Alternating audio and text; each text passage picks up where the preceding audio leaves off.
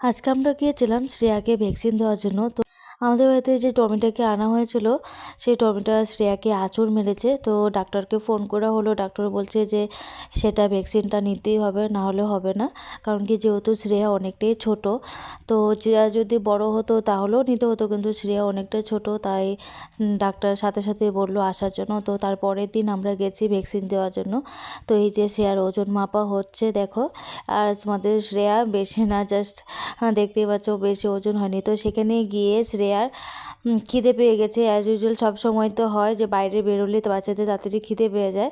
তারপর খিদে খাওয়া একটু ফ্রুট নাট ছিল, তো সেগুলো খাইয়ে দিয়ে তারপর খেয়ে এলো জল।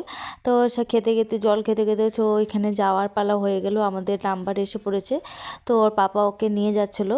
তো স্যারের সাথে জাস্ট একটা ছোট্ট ক্লিপ নিয়েছি তোমাদের সাথে শেয়ার করার জন্য।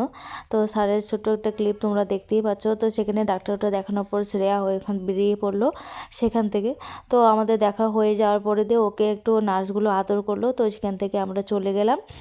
তো সে বাড়ির পথে আমরা চলে আসছি। তো সে আর গাড়ির মধ্যে দুষ্টুমি করে তারপরে ঘুমিয়ে পড়লো। তারপর আমরা বাড়িতে এসে পড়লাম।